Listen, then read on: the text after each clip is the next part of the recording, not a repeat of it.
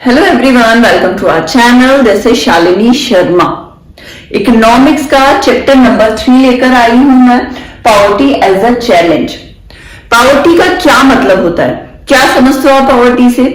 Poverty मतलब होता है वो लोग जो एक लेवल, जो एक लाइन गवर्नमेंट ने फिक्स कर रखी है, उससे नीचे हो उनकी इनकम, उससे कम हो उनकी इनकम। ऐसे लोगों को हम बोलते हैं बिलो पॉवर्टी लाइन में आते हैं। मैं वो वाली लाइन और वो वाली बात बोल रही हूं जिससे गवर्नमेंट मानती है, जो सोशल अपनी सोसाइटी का एक फिक्स क्राइटेरिया होगा ना जरूर कि पॉवर्टी आप किसको बोलोगे वो पुअर है। हम लोग जो समझते हैं कि हमने देख के सोच लिया कि ये रोड पे बैठा है, या इसने कंबल ओढ़ रखा है, या वो उसके पास घर नहीं है, शेल्टर नहीं है, खाने को नहीं है, तो वो पुअर है, हमने ये सोच लिया।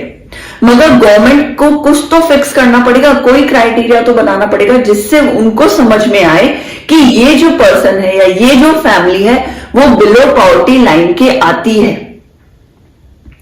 किस तरीके से समझेगी और लोगों को एक एक को देख के तो जाएगी नहीं। हमें ये बात पता है कि हर 10 साल में हमारी काउंटिंग होती, जनगणना होती, 2011 में हुई थी, अब 2021 या 22 में होनी थी। जस्ट बिकॉज ऑफ कोरोना, ये जो पेंडेमिक आया, इसके कारण क्या हुआ, डिले हो गया। अब जब भी होगी तो पता लगेगा।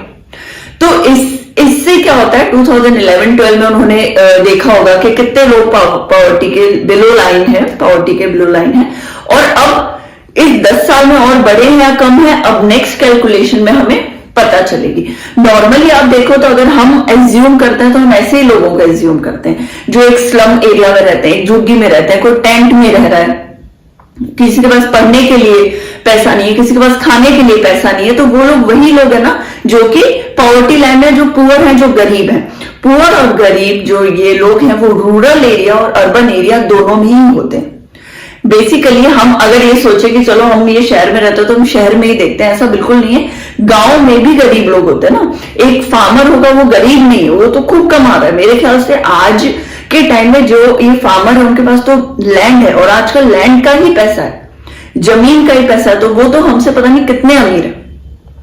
तो ये थॉट रखना कि शहर वाले अमीर होते हैं और गांव वाले गरीब होते हैं या वो पुअर होते हैं, तो ऐसा बिल्कुल भी नहीं है। उनके पास खाने के लिए भी सबसे ज्यादा अनाज है, उनके पास दूध दही सबसे ज्यादा है। क्यों? क्योंकि वो कैटल रखते हैं। उनके पास रहने के लिए घर तो डेफिनेटली है, क्योंकि उनके पास लैंड है बड़ी बड़ी, जो आपको इसमें अर्बन एरियाज में नहीं दिखेंगे। कहीं दिखते हैं हम लोग एक फ्लैट्स में जब हम रहते हैं, एक के ऊपर एक घर बने हुए हैं, ये फ्लैट है, तब आपके पास खुद का कोई लैंड नहीं है, ये तो आपने एक घर के ऊपर घर बना रखा है। ठीक है, तो वो हमसे ज्यादा अमीर है। तो हम ये थॉट रखें कि शायद गरीब वो होते हैं जो कि गांव में रहते हैं, तो ऐसा नहीं होता, वो हमसे ज्यादा अमीर होते हैं, बस एजुकेशन नहीं होती उनके पास। और अब तो वो भी एजुकेट भी होने लगे हैं वो लोग, ऐसी कोई बात नहीं। गांव के लोग भी आप देखोगे तो अगर शार्क टैंक और ये सब देखते हो तो वो लोग भी ऐसी सोच रखते हैं जो आगे आगे बढ़ सके, बिजनेस कर सके। तो बहुत इन सब चीजों के बारे में ही पूरा एक चैप्टर है, the poverty as a challenge. Poverty एक चैलेंज हो गई है गवर्नमेंट के लिए। क्यों हो गई है, इसे कैसे सॉल्व किया जाए, और उस पॉवर्टी लाइन को हम कैसे कंसिडर करते हैं कि ये आदमी poverty line, below poverty line के हैं, ये आदमी गरीब है। कोई कास्ट तो होता नहीं, कोई रिलीजन तो होता नहीं गरीबी, या फिर वो भगवान ने उसे एक बचपन से सोच रखा है कि तुम गरीब रहोगे, ऐसा तो नहीं। तो फिर क्या है गरीबी, ये हम पढ़ लेते हैं। The most difficult challenge, poverty line. India के लिए तो ये सबसे ज्यादा डिफिकल्ट टाइम है। इस पॉवर्टी लाइन का जो चैलेंज है, इसको कैसे हम इससे आगे बढ़े, कैसे हम इस चीज को सॉल्व करें, इस टाइम इंडिया का सबसे बड़ा चैलेंज है। क्यों? आपको पता है जितनी हमारी जो पॉपुलेशन है ना गरीबों की, अगर हम उन सबको, मतलब जो काउंटिंग है, जो नंबर है, वो कई छोटी छोटी कंट्रीज जो है उससे भी ज्यादा है।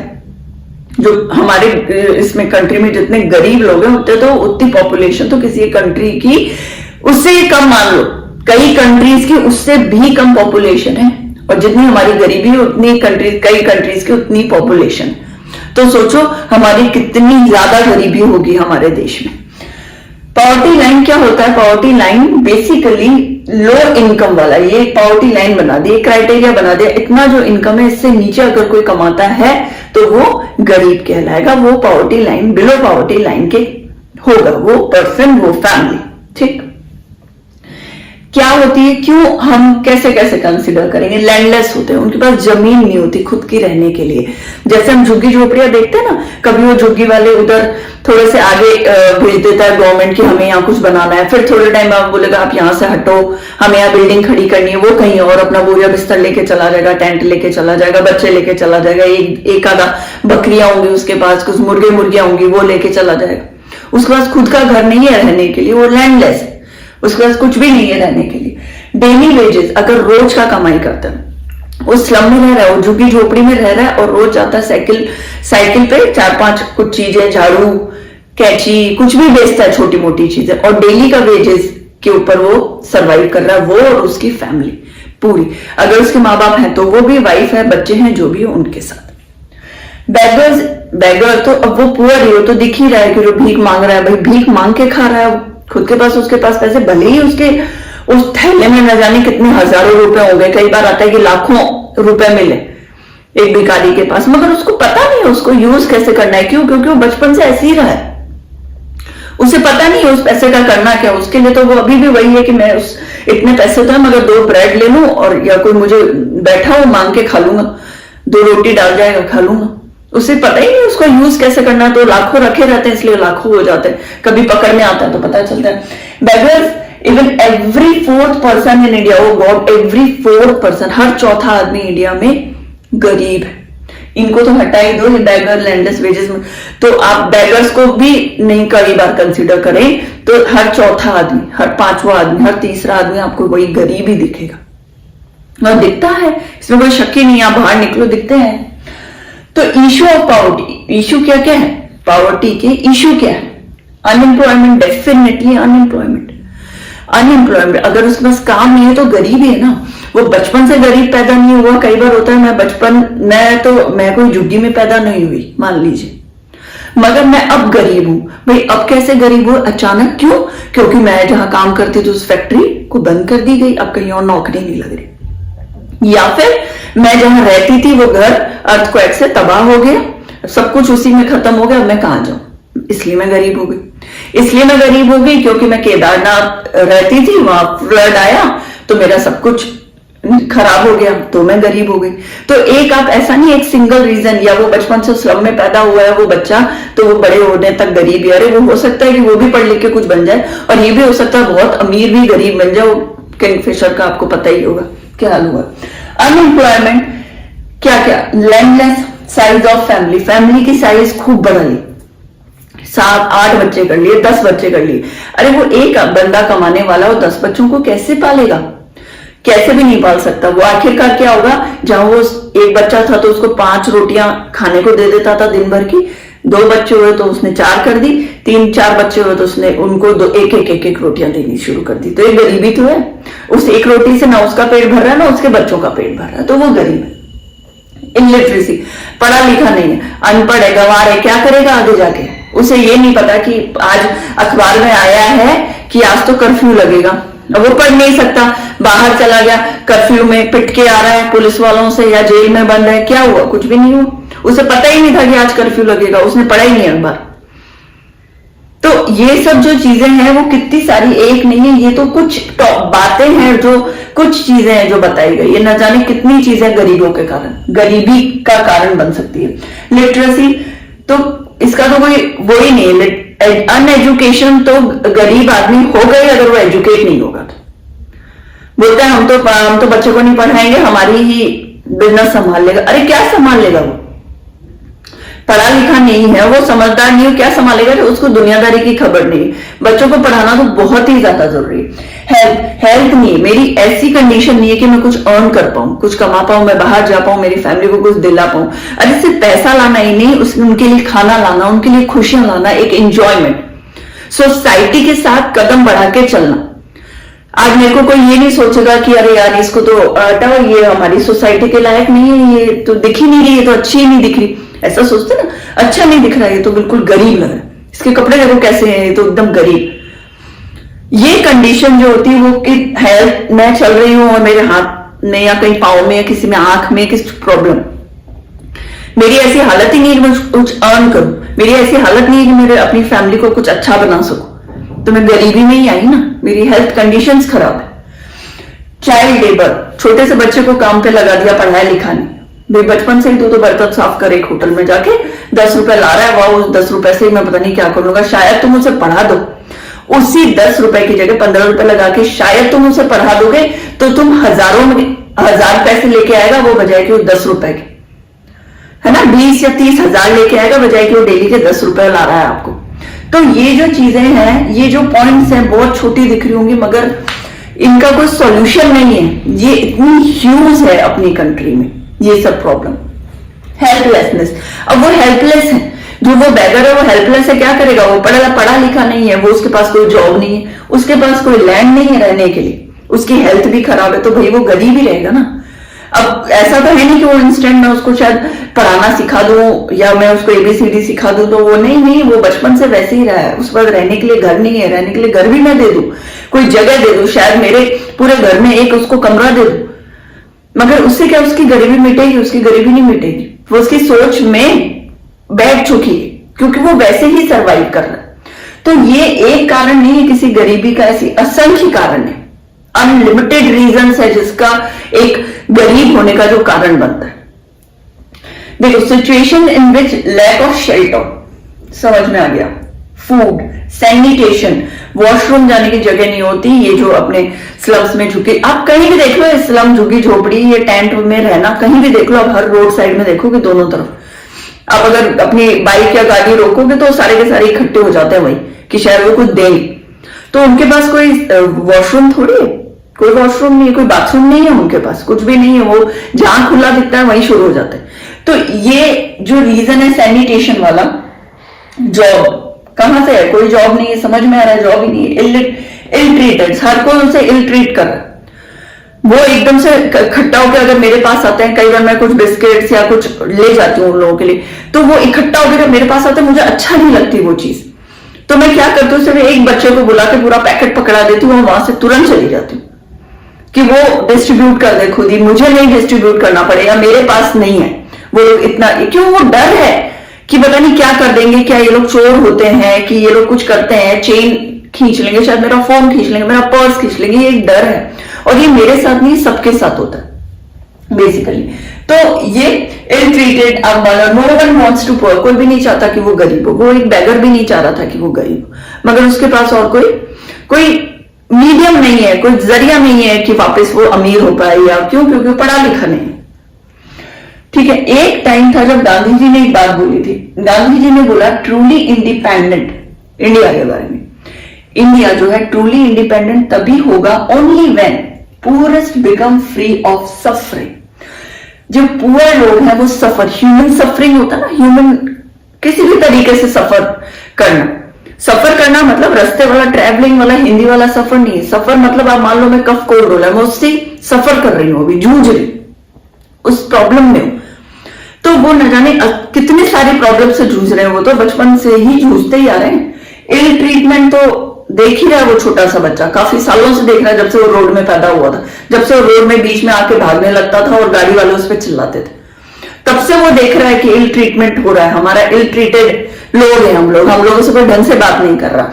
तो ये जो चीज है वो सोचे थे पुअर जो है इंडिया तभी इंडिपेंडेंट होगा जब इन लोगों का एक जो लेवल है वो इंक्रीज होगा। वो जो हमने लेवल बनाया ना, पॉवर्टी लाइन का लेवल, वो आज अगर वो यहां है तो यहां होंगे ना जिस दिन इंडिया इंडिपेंडेंट होगा। देखो, poverty is seen by social scientist लोग हैं, वो पॉवर्टी को किस किस तरीके से देखते हैं। इससे पहले मैं 2 स्टोरीज आपको बताती हूँ। वो स्टोरी ये कि सिर्फ रूरल एरिया में आप बोलोगे कि गरीबी रहती है, जैसे मैंने बताया ऐसा नहीं, शहर के लोग भी गरीब होते हैं। देखिए 2 एग्जाम्पल है यहाँ पे।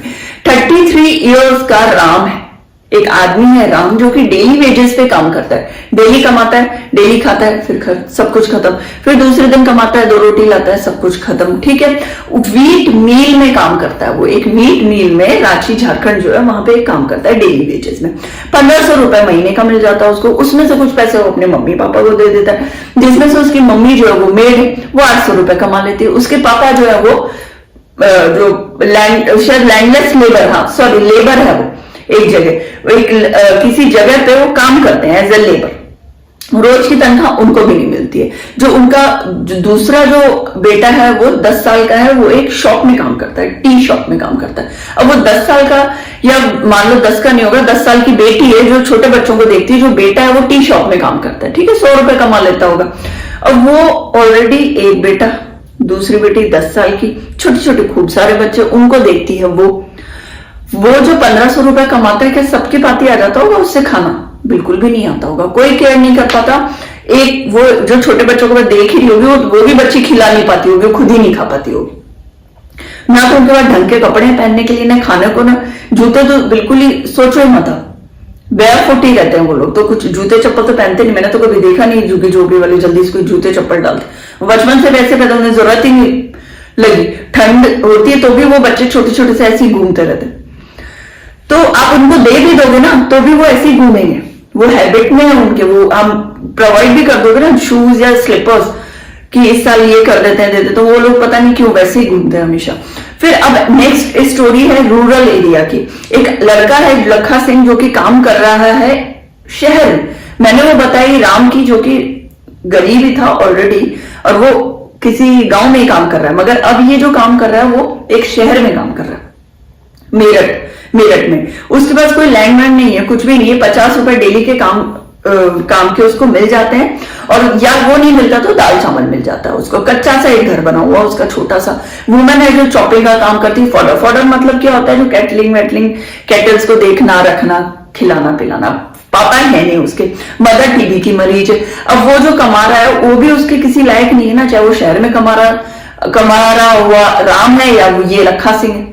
किसी भी तरीके से जो गरीबी है वो दोनों ही जगह पे लोग जूझ रहे हैं उससे। जो मैंने आपको पहले समझाया बस वो एक स्टोरी में यहाँ पे बताया गया कि है वो दोनों ही गरीब, दोनों के पास घर वालों के पास कुछ खाने को नहीं। एक जगह दिखाया है ये कि फैमिली जो है बहुत बड़ी, हमने यहाँ पे देखा ना साइज ऑफ फैमिली है ना। राम की फैमिली जो इतने बच्चे हैं इसलिए वो पुअर है। ये है जो इसके पास शेल्टर नहीं है, रहने के लिए कुछ भी नहीं है, एक अच्छे से हाउस में रह रहा है, खाने के लिए कुछ नहीं, इतने से पैसे से करे क्या। और हेल्थ टीबी से जूझ रही मम्मी, पापा को कैंसर जो कि एक्सपायर हो चुके हैं। ये समझ में आ तो ये जो चीज है इसके बाद ये स्टोरी है पूरी रीजंस बता रहे हैं क्या क्या reasons. Pouty is seen by social scientist. अब जो सोशल साइंटिस्ट है वो कैसे देखते हैं गरीबी को, शुरू में मैंने आपको बताया बिल्कुल स्टार्टिंग में चैप्टर के कि हम लोग क्या देखते हैं कि वो पुअर है, क्यों उसके पास जमीन में बैठा है, बेगर है, खाना मांग के खा रहा है तो वो गरीबी है, हमें यही समझना था। मगर गवर्नमेंट तो ये चीज नहीं सोचेगी ना। सोशल साइंटिस्ट जो है वो तो ऐसे नहीं कंसिडर कर सकते ना, उन्हें तो एक बेसिक चीज चाहिए, एक फॉर्मूला चाहिए उस चीज के लिए कि भाई हम इसको कंसिडर करेंगे ये गरीब है। Indicators use to level of income, income का लेवल कितना है उनका, हर महीने जो इनकम आ रही है उसका पूरी फैमिली का नहीं गिनते हैं यहाँ, एक इंडिविजुअल का क्या इनकम है उसकी, क्या वो अपनी पूरी फैमिली को उस पर खिला पिला रहा है, अच्छी लाइफ दे पा रहा है, इंजॉय करा पा रहा है, उसको रहना, एजुकेशन, खिलाना पिलाना सब कर पा रहा है। ये इलिटरेसी लेवल कितना ज्यादा अनपढ़ है, 10th पढ़ा हुआ है, 12th पढ़ा हुआ है, ग्रेजुएट है, कैसा वाला अनपढ़ है। ग्रेजुएट होके इंजीनियर होके भी लोग गरीब हो जाते हैं, क्यों? क्योंकि उनके पास कोई अपॉर्चुनिटी मिलती है या फिर वो ग्रैब करना नहीं चाहते। मैं ये बोलूंगी अपॉर्चुनिटी बहुत है दुनिया में, कोई कमी नहीं। ये किस्मत ने ये कर दिया ऐसा कुछ भी नहीं है, किस्मत कुछ नहीं करती, आपको ग्रैब करना पड़ता है, खींचना पड़ता है, लेना पड़ता है अपॉर्चुनिटी को। तो ऐसा नहीं है एक इंजीनियर या कोई डॉक्टर भी है तो हम कई बार न्यूज में देखते हैं वो ऑटो चला रहा है, रिक्शा चला रहा है ना, जॉब। अब उसकी जॉब कई बार होता है तुरंत होता है गरीब। अभी आपने वो मूवी देखी होगी इंग्लिश मीडियम में, हिंदी मीडियम में वो बोलता है कि हम तो अभी नए गरीब हुए हैं तो हमारी बेटी को उस स्कूल में ले लो, है ना, उसमें जो सीट्स अवेलेबल हैं उसमें ले लो, आप नए गरीब हुए हैं। तो ऐसे ही क्या होता है, जॉब एकदम से छूट गई, बहुत अच्छी जगह जॉब कर रहे थे, और वो जो जिस कंपनी में जॉब कर रहे थे वो बंद हो गई कंपनी, तो वो गरीब हो गया ना एकदम से। अब नया जॉब खरीदने में, नया जॉब लेने में, चीजें खरीदने में टाइम लग जाएगा उसको। तो ये जो गैप है उसमें वो गरीब है। क्यों? होगी उसकी इनकम नहीं आ रही डेली की। वाटर है, खाना खाने को खाना नहीं है कि नहीं है, पीने को पानी है कि नहीं है, सैनिटेशन वॉशरूम वगैरह है कि वो बाहर जा रहा है खुले में। तो इन सबको देख के ही जो सोशल साइंटिस्ट हैं वो ये सोचते हैं कि ये आदमी गरीब है या ये आदमी अमीर है। ठीक है। Social exclusion, social exclusion it's a curse. कहीं भी किसी सोसाइटी से बाहर निकाल देना कि आप इस जगह नहीं आ सकते, ये जो फीलिंग है ये हर पुअर के दिमाग में बैठी रहती है कि वो पता है डरता है, घबराता है। एक दुकान में अंदर जाने से घबरा, वो बाहर रहेगा बच्चा मगर वो अंदर नहीं जाएगा। शायद हमें ये बोल देंगे चल चल हट यहां से, क्यों खड़ा है, क्यों देख रहा है, हमारे कस्टमर आ रहे हैं, खाना खा रहे हैं, तू क्यों घूर रहा है। इतना बोलने की बजाय वो एक बंद दे देगा ना उसको, तो अच्छा रहेगा, वो शायद वहां से चला जाएगा। तो इट्स अ कर्स, ये एक श्राप की तरह है। Thought of excluded from society, right, it's right. Thought of excluded from society. हम एक रूम में, हम एक क्लास में हो ना, और 10 बच्चे आपस में बात कर रहे हो, हम एक कोने में बैठे हो, हम वो इतना सा वो आधा 15 मिनट या आधा घंटा निकालना मुश्किल हो जाता है। वो पूरी लाइफ निकालता है वो गरीब आदमी। जो फीलिंग है, जो थॉट है, ये जो एक्सक्लूड करने का, बाहर निकल जाने, बाहर निकाल दिया जाने का, वो बहुत ही बुरा होता है। ये चाइल्डहुड ट्रॉमा से कम नहीं। वो बच्चा जब तक बड़ा होता है ना, तो वो क्यों इनके नेचर में हो जाता है मारना, धक्का मारना, क्यों इतने एग्रेसिव होते हैं। बनाने वाले हम ही लोग उनको इतने एग्रेसिव। बेनिफिट्स, कोई भी बेनिफिट नहीं लेने देता उनको किसी भी चीज का। जैसे मैंने अभी रेस्टोरेंट का बताया, कोई बेनिफिट, वो सोच रहा है कि चलो अब मैं पढ़ने जाऊं किसी अच्छे स्कूल में, वो चाह रहा है कि वो अच्छे स्कूल में पढ़े, मगर नहीं, हम उसको एक्सेप्ट नहीं करेंगे। क्यों? क्योंकि उसका कपड़े नहीं होंगे प्रॉपर पहनने के लिए, उसको बोलने का तरीका नहीं होता। क्यों? क्योंकि उसका एनवायरमेंट ऐसा है, कैसे बोलेगा वो? जैसे गांव के लोग बोल रहे हैं वो वैसे ही बोलेगा। भाई वो इंग्लिश कैसे बोलेगा? भले ही वो सीखना चाह रहा हो कि यार मैं भी इंग्लिश बोल लूं, शायद ही मुझे एडमिशन दे दें, नहीं बोल पाएगा। हम उसे आने ही नहीं देंगे। क्यों? क्योंकि वो उसका फीस नहीं भर सकता। चलो फीस नहीं भर सकता, बिना फीस वाले भी हमारी जो कुछ परसेंट होती है सीट्स की, उसमें हम उसको बैठा देंगे। मगर कितने टाइम तक? वो बच्चे नहीं इन्वॉल्व होंगे उससे। या तो वो बच्चे इन्वॉल्व नहीं होंगे, तो या तो वो खुद स्कूल छोड़ के चला जाएगा अकेला पढ़ते पढ़ते, या हमें झकमा के हटाना पड़ेगा। ठीक है, बेनिफिट्स नहीं देते। ये तो एक एग्जाम्पल है, पता नहीं कितने सारे बेनिफिट्स। अपॉर्चुनिटीज नहीं मिलती किसी जॉब को करने की। गरीब आदमी, उसमें परफ्यूम नहीं खरीदने को, वो जा रहा है जॉब में इंटरव्यू देना। भले उसने कपड़े धोए थे, मगर उसकी जो पसीने की बदबू आ रही है, उसकी मेहनत ही तो है। अब वो तो है नहीं, कार में जाएगा, एसी की कार में, भरे पसीने में, भरी धूप में वो पैदल नहीं जाएगा ना, पसीने आएंगे, स्मेल आएगी। अब उसके पास परफ्यूम नहीं है खरीदने को। अब वो उसकी जॉब सिर्फ इसलिए चली गई शायद क्योंकि वो परफ्यूम नहीं खरीद सकता था। तो एक जो अपॉर्चुनिटी वो लेना चाह रहा था, नहीं मिली ना उसे। क्यों नहीं मिली? Because of society. एक एग्जाम्पल दिया है मैंने, कोई भी अदरवाइज नहीं लेना इसको। वो काम नहीं है उसके पास, अपॉर्चुनिटी नहीं मिली तो काम नहीं है, तो क्या हुआ? एक्सक्लूड हो गया। अरे यार इसके पास तो काम ही नहीं है, क्या करता है? घर पे ही तो पड़ा रहता है। क्या करता है? ये अपने उसमें तो पड़ा रहता है, कच्चा हट होगा उसके पास शायद रहने के लिए, वहीं तो रहता है एक कमरे लेके। तो ये बहुत डिफिकल्ट है ऐसे सरवाइव करना। सोचना चाहिए हमें थोड़ा इसके बारे में। ठीक है, अब है वल्नरेबिलिटी। इसका मतलब क्या होता है? हम कैसे मेजर करते हैं पॉवर्टी को? प्रोबेबिलिटी क्या है एक गरीब की अमीर के कन्वर्जन में, उसकी कितनी प्रोबेबिलिटी है? क्या वो, अगर वो जॉब जस्ट छूटी है तो क्या वो 6 महीने में, 7 महीने में, 8 महीने में अमीर हो जाएगा? अमीर का मतलब वो इतनी चीजें होगी उसके पास, ये चीजें होगी कि वो अपने ये देखो, शेल्टर होगा, फूड होगा, सैनिटेशन, जॉब उसके पास होगा, खाने के लिए खाना होगा।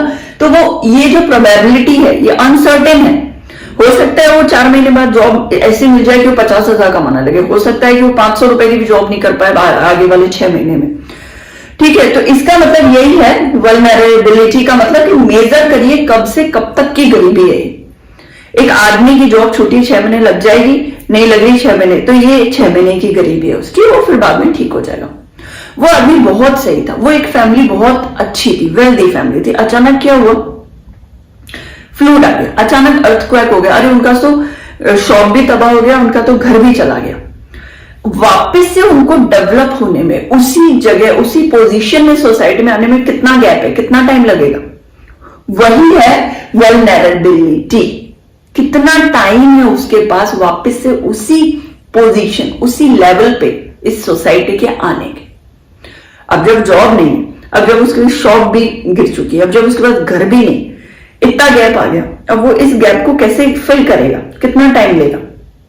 वही measuring poverty, probability, uncertainty of remain poor, कितना सर्टेनिटी है कि वो गरीब ही रहेगा उम्र भर, इसकी भी कोई certainty. Some cause by earthquake, कई बार होता है अर्थक्वेक, नेचुरल डिजास्टर कोई भी हो सकता है, अर्थक्वेक नहीं, पता नहीं, बहुत सारे हैं ना।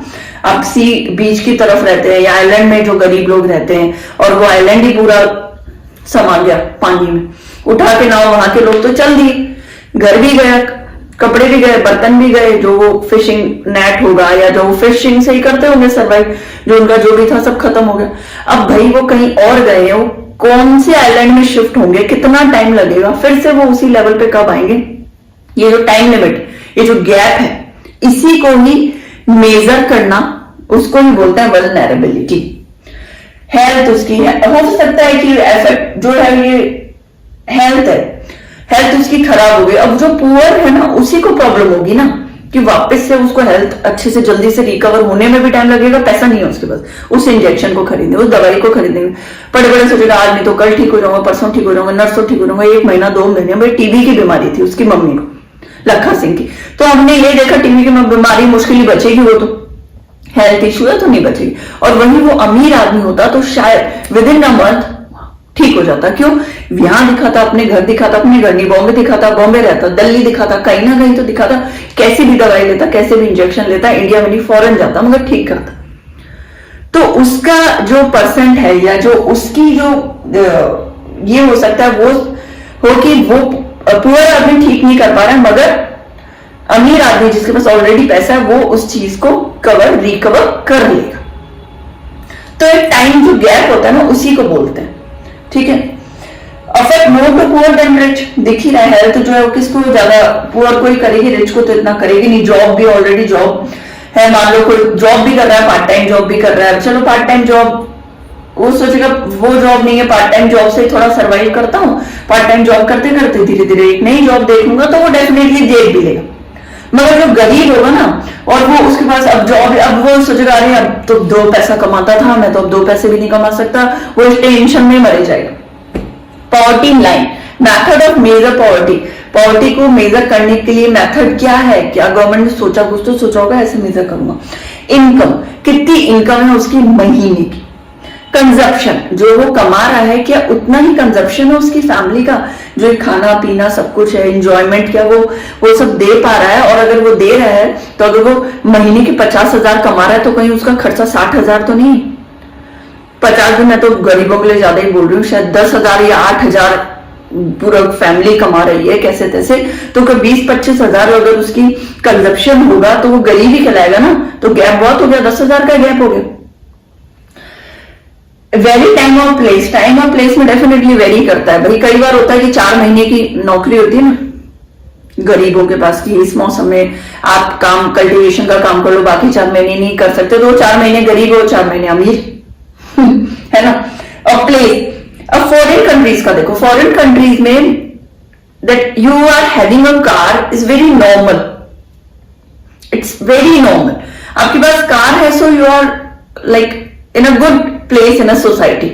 मगर हमारे यहाँ वही कार लेना what, it's a luxury person, like luxury एक जो उसके पास है वो एसेट है, वो उसको अच्छे से प्यार से संभाल के रखेगा उस गाड़ी को, कि मेरे पास इकलौती गाड़ी, तो भी वो अमीर ही कहलाएगा। मगर बहुत नॉर्मल सी चीज है, अमेरिका में हर किसी के पास, एक फार्मर के पास भी गाड़ी होती।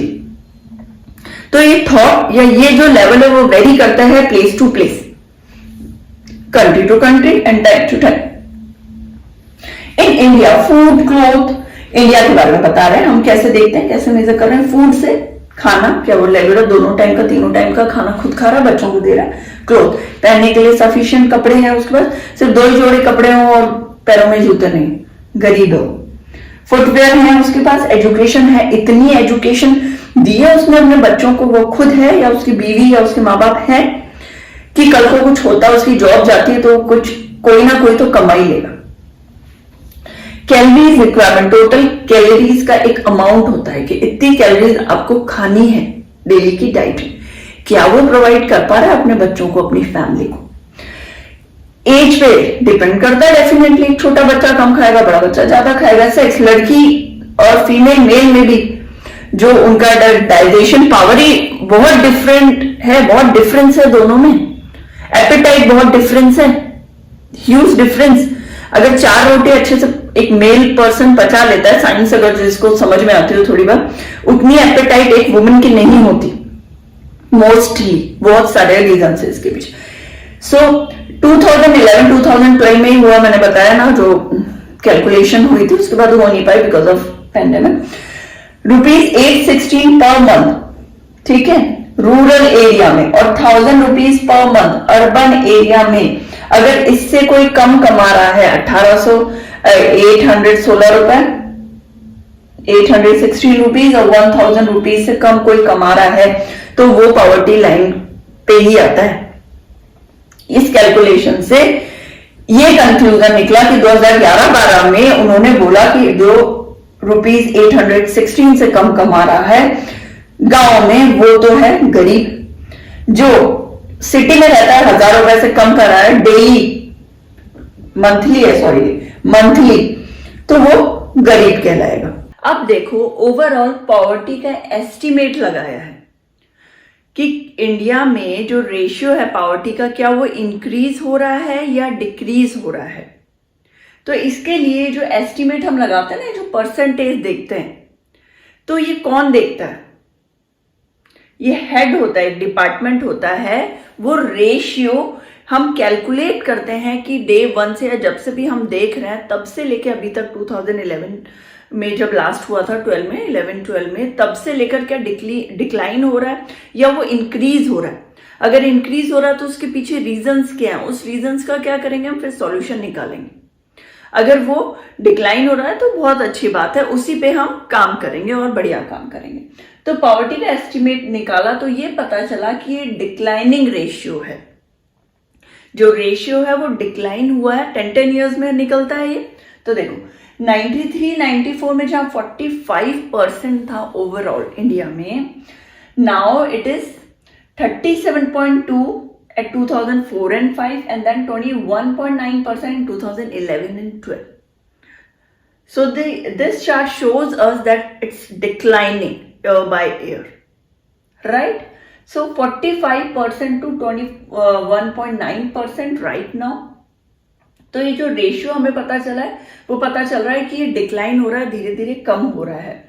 वल्नरेबल ग्रुप्स, वो ग्रुप्स जो पॉवर्टी लाइन जो हमने देखा ना, ये जो रेशियो, तो वो वाला रेशियो ज्यादातर कौन से ग्रुप में है, वो जो गरीबी है वो कौन से ग्रुप में सबसे ज्यादा है, ये पता किया तो ये पता चल रहा है कि SC ST OBC जो शेड्यूल्ड कास्ट शेड्यूल्ड ट्राइब हो गए।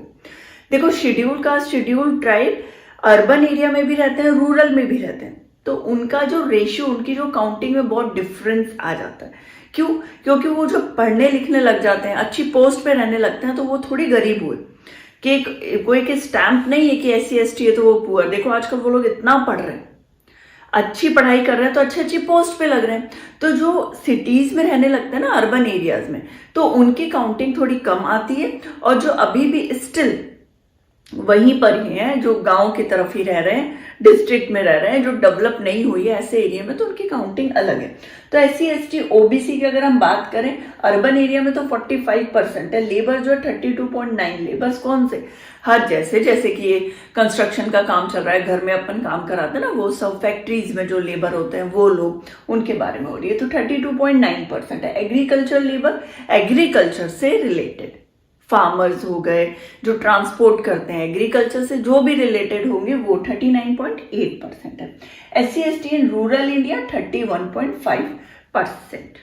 ठीक है, ये ओवरऑल वल्नरेबल ग्रुप्स का है। वल्नरेबल ग्रुप्स जो सबसे बेसिकली जो ग्रुप्स है ना, जिनके ऊपर इस चीज का इफेक्ट पड़ रहा है बहुत ज्यादा, गरीबी का, वो और देखो, एंड वुमेन फीमेल इन्फेंट्स, अगर एक घर है, एक फैमिली, उसमें सबसे ज्यादा हमने बोला कि ये चार फैमिली में से सबसे ज्यादा गरीबी वाली फैमिली, इस फैमिली में भी कौन सबसे ज्यादा गरीब है, तो वो होते हैं वुमेन और फीमेल इन्फेंट्स, फीमेल्स बच्चियां होती है ना जो, उसके साथ इसका रीजन बताया गया। देखो, एक इसमें ही हमारे एक शिवा रमन की एक स्टोरी बताई गई है, तमिलनाडु की है।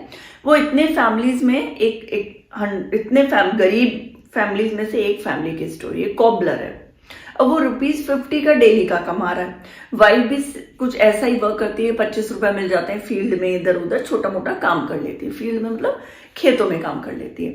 8 मेंबर्स हैं उसकी फैमिली में, जिसमें 25 इयर्स की उसकी सिस्टर है, 4 सिबलिंग्स हैं उसके। मगर बेसिकली जो उसका ध्यान होता है या खिलाने पिलाने में, जो 50 रुपए कमा रहा है, 25-30 रुपए इसकी जो वाइफ कमा रही है, तो ओवरऑल जो 100 रुपए वो लोग कमाते हैं दिन के, तो उसमें से 50 या 60 रुपीज जो होता है वो किसमें करता है, वो अपने बॉय चाइल्ड को टाइम देता है, बॉय चाइल्ड को ही खाना देता है, बॉय चाइल्ड को ही मिल्क प्रोवाइड कर रहा है कि वो बड़ा होगा तो शायद वो उनकी फाइनेंशियली हेल्प करेगा। लड़की है तो लड़की की मुझे शादी करनी पड़ेगी, ये सोच अभी भी लोगों के दिमाग में है। तो ऐसे में जो एक फैमिली, उसमें और भी ज्यादा गरीब एक पर्टिकुलर फैमिली की बात करें तो वुमेन और फीमेल इन्फेंट्स होते हैं। इंटर स्टेट में डिस्पैरिटीज भी है। इंटर स्टेट मतलब एक we are talking about the country, we are talking about the states of our own country India, मगर उन स्टेट्स में भी जो अलग अलग जगह पे होंगे ना, तो वहां पे वैसे ही, जैसे आप मान लो कि मैं माउंटेन्स या रॉकी ऐसी जगहों की बात करती हूँ जो थोड़ा अपने नॉर्थ की तरफ है, जो कि बेसिकली सरफेस एरिया में होंगे ना, वो लोग अच्छा अर्न कर रहे होंगे। और वो लोग जो चढ़ाई कर करके, जैसे आप वैष्णो देवी की चढ़ाई करवाते हैं, वो लोग कहाँ रहते हैं, बिल्कुल ऊपर की नॉर्थ में रहते हैं, ज्यादा नॉर्थ, ज्यादा पहाड़ों की तरफ रहते हैं। तो शिवालिक थोड़ा सही, जो पुअर नहीं होंगे वो शिवालिक की तरफ रहेंगे, और ज्यादा ऊपर हो जाएंगे तो वहां पे और ज्यादा थोड़े गरीब मिलेंगे। क्यों? क्योंकि वहां पे रहने का जो लैंड है उसकी अमाउंट कम है, वहां खर्चा लोग कम करते हैं, तो वहां थोड़े गरीब लोग होंगे। मतलब सरफेस पे जो लोग रह रहे हैं वो अच्छे बंगले बना लेते हैं, घर बना लेते हैं। कंगना रनौत का घर देखा है, उधर ही है वो, मनाली, सिक्किम मनाली में। तो वो लोग कहाँ उधर ही रहना पसंद करते हैं और ऊपर रहना पसंद नहीं करते। तो इस छोटे से एरिया में भी देखो कितना डिफरेंस है, तो कंट्री में तो है ही। तो उन्होंने क्या कैलकुलेट किया, उन्होंने हेड कैलकुलेशन रेशियो क्या निकला, 21.9%, 11 to 12 में हमने देखा क्या ये कि वेरी कर रहा है, पुअर कहीं और अलग है, कहीं पे गरीबी कम है, कहीं पे गरीबी ज्यादा है। देखो सबसे ज्यादा तो बिहार उड़ीसा में, ये अपन शायद 7th या 8th में हमें पता चल जाता है, जो हमने यारी बुक्स है उसमें। तो देखो बिहार उड़ीसा में तो रहते हैं, हाईएस्ट है हमारे कंट्री में। वैसे मध्य प्रदेश, असम, उत्तर प्रदेश, इनमें भी है। हाईएस्ट का है बिहार और उड़ीसा, ये 1 लाइनर क्वेश्चन बन सकता है। केरला, जम्मू कश्मीर, आंध्र प्रदेश, गुजरात, वेस्ट बंगाल, उसमें पंजाब हरियाणा के ट्रेडिशनली सक्सेस है। क्यों? क्योंकि पंजाब हरियाणा में कल्टीवेशन का, एग्रीकल्चर का बहुत अच्छा काम, आज से नहीं तब से काम है, जब से ग्रीन रेवोल्यूशन हमने शुरू किया था। ग्रीन रेवोल्यूशन की पूरी स्टोरी मैंने समझाई हुई है पहले के चैप्टर्स में, पहले के वीडियोस में, उसमें देखो। तो ग्रीन रेवोल्यूशन से सबसे ज्यादा फायदा जिसको हुआ था वो था पंजाब और हरियाणा। तो वो लोग वैसे उस टाइम से ही थोड़े अच्छे, फाइनेंशियली थोड़े सही हैं, इकोनॉमिकल भी सही है, जॉब भी वहां पे ज्यादा है। ठीक। देन ग्लोबल पॉवर्टी सिनेरियो का है, वर्ल्ड बैंक करता है ना ग्लोबल पॉवर्टी सिनेरियो, ये तो हम लोग कर रहे थे, अब पूरा वर्ल्ड का है। तो उसमें डेवलपिंग कंट्री जो अब डेवलप हो रही है, एक होती है डेवलप्ड कंट्री, जैसे अमेरिका ऑलरेडी डेवलप्ड है, जापान डेवलप्ड, उसको अब डेवलप और ज्यादा डेवलप करने की जो वो एक्सट्रीम लेवल पे पहुंच गया, उससे ज्यादा वो डेवलप कर रहे हैं। तो डेफिनेटली हर साल कुछ नया आएगा, तो एंड्रॉइड से आईफोन आएगा तो शायद वो लोग खरीदेंगे ही ना, वो बात अलग है। मगर जो still we are fighting with poverty, हम लोग फाइट कर रहे हैं अभी भी। तो हम लोग डेवलपिंग कंट्रीज में, चाइना डेवलपिंग कंट्रीज में, फिर भी चाइना तो हमसे बहुत आगे पहुंच चुका है। उसने अपनी पॉपुलेशन की बहुत अच्छे से उसका यूज लिया है जॉब के लिए, उसकी पॉपुलेशन का। उसको पता है हमारी हाईएस्ट पॉपुलेशन है, तो जो वर्क करने वाले, काम करने वाले लोग हैं वो ज्यादा है। तो किस तरह से काम लेना है चाइना बात समझ गया, जिससे वो बहुत, अभी तो बहुत स्पीडी रिकवरी बोल सकते हो, बहुत अच्छे से डेवलप हो रहा है। डेवलपिंग कंट्री जो 43% है 1990 में, अब क्या है 22% है 2008 में। अब बता रहा है 2008 में चाइना जो है डिक्लाइन हुआ है। पहले वो गरीब भी वहां ज्यादा थी, मगर इकोनॉमिक ग्रोथ और ह्यूमन रिसोर्स के कारण चाइना में ह्यूमन रिसोर्स देखो पॉपुलेशन का उसने यूज किया ना, तो उसने क्या किया, चाइना में अब गरीबी थोड़ी कम हो गई।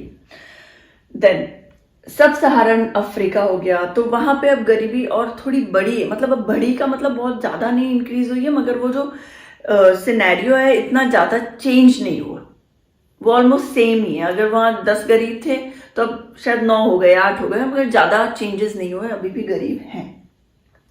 रोज 51% 1981 टू 47% 2008। रोज इसलिए लिखा है इसमें क्योंकि देखो डिफरेंस नहीं, 51% 81, 47% 2008, कहाँ डिफरेंस, ऑलमोस्ट सेम ही तो। But in Russia poverty has resurfaced का मतलब जिस टाइम रशिया में बिल्कुल गरीबी नहीं थी, आज वहां पे पॉवर्टी है, अब गरीबी देखी जा रही है, तो रीसरफेस हुआ है। जहां बिल्कुल गरीबी नहीं थी मगर अब देखने को मिल रही है। देखो ये कोरोना टाइम आ गया, पैंडेमिक आ गया, बहुत सारी चीजें जो ये वॉर है, लड़ाइयां हैं, डिस्प्यूट्स हैं, इन कारण से भी बहुत सारी चीज, अगर डिटेल में जाएंगे तो बहुत टाइम लगेगा। कॉज ऑफ पॉवर्टी के तो पता नहीं अनगिनत रीजंस हैं। 25 करोड़ जो पीपल हैं इंडिया के वो पॉवर्टी लाइन में, वो गरीब 25 करोड़। कई कंट्रीज की तो इतनी पॉपुलेशन भी नहीं है। ब्रिटिश रूल देखो, ब्रिटिश जो रूल करके गए उसके कारण तो हम आधे से ज्यादा गरीब है, और तो कोई रीजन ही नहीं हो सकता, नहीं तो हम पता नहीं कहाँ होते। हमारे जितने पढ़े लिखे लोग जो बोलते हैं ना कि एक एक चीज जो जीरो किसने दिया था, इंडिया ने ही दिया था, जीरो जो फिगर है वो इंडिया ने ही दिया था, तो वो ये जो नॉलेज है वो किसी के पास नहीं थी। आज अमेरिका के हम कोई भी यूनिवर्स में कोई नहीं था जो हमसे आगे निकल सकता था, मगर जो ब्रिटिश रूल जो खा गए ना हमें, इसका कारण बहुत बड़ा कारण है पॉवर्टी का। ट्रेडिशनल हैंडीक्राफ्ट उन लोगों ने टोटली बंद कर दिया था, बिल्कुल हम काम ही नहीं कर पाए उसके ऊपर। अगर उसके ऊपर आज काम कर रहे होते तो पूरी दुनिया में राज कर रहे होते। डिक्लाइन होता गया, धीरे धीरे डिक्लाइन होता गया। आधे से ज्यादा सामान अपना इंग्लैंड में ले गए थे, ब्रिटिशर्स वहीं लेके चले गए थे। वॉर के टाइम भी हम खाली हो गए थे हर तरीके से, पेड़ पौधे से भी, नेचुरल रिसोर्स से भी, और जो हम वर्क करते थे जो ह्यूमन रिसोर्स था उनसे भी। बिल्कुल लो ग्रोथ ऑफ इंडस्ट्रीज की ग्रोथ लो हो गई। तो जब लो ग्रोथ हो गई, इंडस्ट्रीज की लो ग्रोथ हो गई, तो आप कैसे सोच सकते हो कि हम और ऊंचाई पे पहुंचेंगे। पॉपुलेशन तो देखो है ही, पॉपुलेशन तो बहुत बड़ा रीजन है। जहाँ एक बच्चे को आप 3 रोटियां 4 रोटियां खिला के इंटेलिजेंट बना के और अच्छा पढ़ा लिखा दोगे, वहीं आप 6-6 7-7 बच्चे करोगे तो खाना भी डिवाइड होगा, पैसे भी डिवाइड होंगे, हर चीज डिवाइड होगी, फिर वो कमी आती जाती है। जहाँ आप एक बच्चे को बहुत अच्छे स्कूल में पढ़ाओगे, वहीं आप 8 बच्चे होंगे तो आप सोचोगे गवर्नमेंट स्कूल में ही पढ़ा दूँ। जॉब नहीं है लोगों के पास, जब ज्यादा लोग ज्यादा, पॉपुलेशन ज्यादा है, जॉब कम है। एक सीट के लिए पता नहीं 10-10 लाख लोग एग्जाम दे रहे हैं, रीट का और इनका देखो, उसमें भी जो ये एग्जाम्स है वो तो पोस्टपोन्ड ही होते जाते हैं, होता ही कहाँ।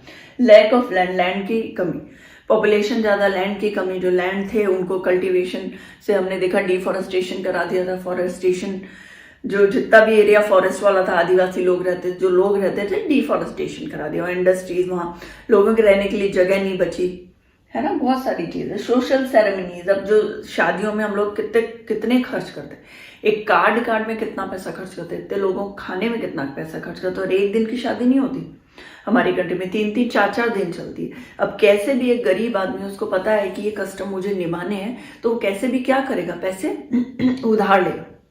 वो पैसे उधार लेके बच्चों की शादी करेगा, और एक टाइम पे क्या होता है कि वो बच्चों की शादी तो कर देता है, मगर वो उधार ले लेके और गरीब होता जाता है, उसको पे नहीं कर पाता। तो जो वो गरीब है वो तो गरीब है, बेचारे से जिससे उधार लिया था, जिससे उसने पैसे लिए थे 1-2 लाख रुपए, वो भी गरीब हो गया। क्यों? क्योंकि उसके पास भी पैसे नहीं बचे, उसने उसके पैसे नहीं दिए।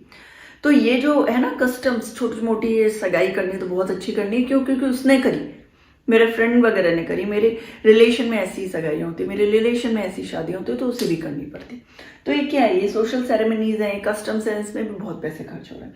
बोरो करते हैं मगर अनेबल टू पे नहीं कर पाते, बोरो तो कर रहे हैं मगर पे नहीं कर पाते। इसके बाद एक, अब देखो anti poverty measures, 2 plans government ने प्लान किए, 2 प्लान्स, एक से नहीं होगा, वो 2 प्लान्स इसलिए किए, उसका रीजन देखो।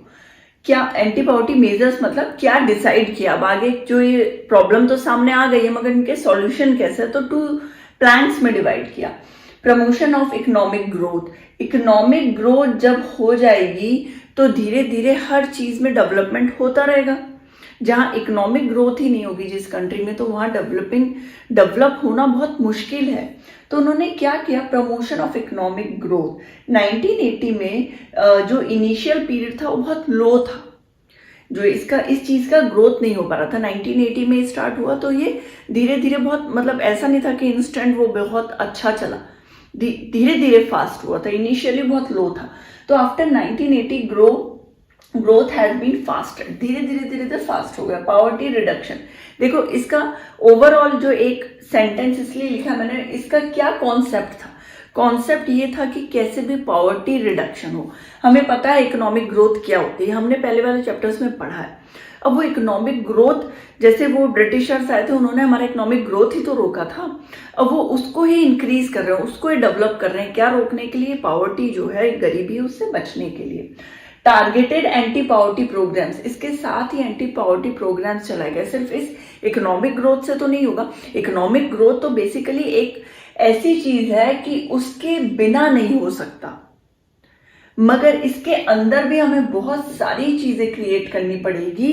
इसलिए कि इस जो बम है, जो ये पॉवर्टी है, वो तो फट चुकी है, इंडिया में पॉवर्टी फैल गई है। अब वो जो इंजेक्शन है वो सिर्फ एक दवाई से थोड़ी काम होगा कि ये जो एक दवाई पता है हमें कि इस दवाई से ये जो है ये वायरस खत्म होंगे, मगर उसके साथ एक बहुत सारी चीजें डॉक्टर्स और भी तो एक कफ सिरप ही थोड़ी देता है, एक एंटीबायोटिक भी आपको देता है, एक एलर्जी की दवाई भी आपको देता है, कुछ नेजल ड्रॉप भी देता है, बहुत सारी चीजें देता है ना। तो वही चीज है, हमने इकोनॉमिक ग्रोथ हमें पता है कि इसके बिना नहीं हो सकता, मगर इसको चलाने के लिए बहुत सारे छोटे छोटे प्रोग्राम्स भी चलाने पड़ेंगे कि वो लोग इस तरफ, मतलब बोलते हैं ना, डायरेक्शन उनका चेंज हो, उनका माइंड कॉन्सेप्ट चेंज हो।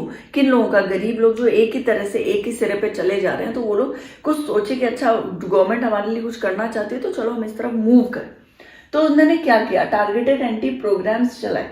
महात्मा गांधी नेशनल रूरल मनरेगा, ये ना प्राइम मिनिस्टर रोजगार योजना, रूरल एम्प्लॉयमेंट जनरेशन प्रोग्राम, ये सब मैं अभी आपको बता रही हूँ। ग्राम स्वराज योजना, अंत्योदय अन्न योजना, इसके बारे में भी पढ़ा हुआ है, बार बार आ रहा है ये वाला वर्ड। अब देखो, Mahatma Gandhi national rural employment guarantee, इसमें क्या करते हैं, 100 डेज का वेट, मतलब 100 दिन की गारंटीड आपको जॉब मिलती है, 100 दिन की। और 1/3 फॉर वुमेन, जो सीट्स अवेलेबल है उनमें से 1/3 जो हिस्सा है वो वुमेन के लिए, उसमें भी SC ST जो वुमेन है वो भी शेयर करती। वेजेस जो होता है 65 था 2006-07 में, अब कितना हो गया 132 इन 2013-14, सिर्फ 132 रुपीज। जहाँ आप कुछ नहीं कमा रहे हो, वहाँ 100 दिन का रोजगार दे रही है गवर्नमेंट। उसको करने से क्या होगा, कॉन्फिडेंस आएगा, सेल्फ को आपको ये पता चलेगा कि मैं जब कमा रही थी, एक वुमेन की उससे बता रही हूँ, मैं जब कमा रही थी, घर में सिर्फ रोटी दाल नहीं बना रही थी, तो मैं मेरे लिए भी खरीद पा रही थी, मैं मेरे बच्चों के लिए कुछ अच्छा कर पा रही थी। तो ये जो मोटिवेशन मिलेगा ना, उससे वो अगली बार भी काम करेगी, चाहे कहीं और ही करे। प्राइम मिनिस्टर रोजगार योजना 1993 में स्टार्ट हुआ। एजुकेटेड अनएम्प्लॉयड यूथ होते हैं ना, कई बार हम देखते हैं इंजीनियर है वो रिक्शा चला रहा है, कंडक्टर है उसको देख रहे हैं उसने साइंस पढ़ी हुई, मगर आगे उसने कुछ भी नहीं किया, वो कुछ भी बन सकता था, वो साइंस उसने लिया है, वो इंटेलिजेंट है, इट मीन्स। तो वैसे अनएम्प्लॉयड जो एजुकेटेड होता है ना, उन लोगों को देता है help to settle business settle कर लो। नहीं हो रही जॉब, नहीं है प्रोफेशनल लाइन में जा पाए, कोई बात नहीं, आप आपने जो पढ़ाई की उससे रिलेटेड एक बिजनेस कर लो, ठीक है। Then rural employment generation programme 1995 में स्टार्ट किया। Self employed in rural areas, self employment करो, अपना बिजनेस चालू करो, हम हेल्प करेंगे। Target of 25 lakh new jobs, it's a great deal, 25 lakh new job इनका टारगेट है, ठीक है। और देन स्वर्णजय एंटी ग्राम स्वरोजगार योजना 1999 में स्टार्ट हुआ था, सेल्फ हेल्प ग्रुप्स के थ्रू 1999 में स्टार्ट हुआ था। ये 3 बहुत ज्यादा इंपॉर्टेंट है, इनको थोड़ा अच्छे से कर लेना। प्रधानमंत्री ग्रामोदय योजना तो सबको पता है, 2000 रिसेंटली स्टार्ट हुआ, इसमें तो सब कुछ, हेल्थ भी है आपके, एजुकेशन भी है, शेल्टर भी है, वाटर भी। प्रधानमंत्री ये ग्रामोदय योजना बहुत इंपॉर्टेंट है क्योंकि रिसेंट 2000 का। तो इसमें वो हेल्थ से रिलेटेड भी आपको प्रोग्राम्स प्रोवाइड कर रही है, आपको एजुकेशन से, शेल्टर से, वाटर से, फूड से, हर तरीके से वो प्रोग्राम्स उसने सेट कर रखे। ओवरऑल अब देखो ये जो है ये हम कैसे सॉल्व कर सकते हैं प्रॉपर्टी का, ये सब कुछ हमने देखा। फिर भी बहुत छोटी सी बात नहीं है, बहुत 10 दिन का काम नहीं है, 1 साल का काम नहीं है, बहुत लंबा प्रोसेस है। बहुत सारी चीजें थी छोटी छोटी जो हमने पढ़ी, मगर ये बहुत छोटा काम नहीं है। एकदम से पॉवर्टी नहीं जाएगी, लोगों के दिमाग से नहीं जाएगी, लोगों के मतलब एजुकेट करो लोगों को, बताओ कि ये सब प्रोग्राम्स चलते हैं और उनका यूज लो। ऐसे लोग यूज मत लो जो ऑलरेडी वो फाइनेंशियली अच्छे हैं, ऐसे लोग यूज लें जो कि जिनको इसकी जरूरत है, जो उस पॉवर्टी लाइन से अबव थोड़े ऊपर आएंगे तो हमारी कंट्री जल्दी डेवलप करेगी। तो इसलिए ये जो है ये बहुत छोटी चीज नहीं है, बहुत बड़ी चीज, मगर ठीक है उसको धीरे धीरे सॉल्व करेंगे। So poverty as a challenge chapter हमारा कंप्लीट होता है। Thank you so much.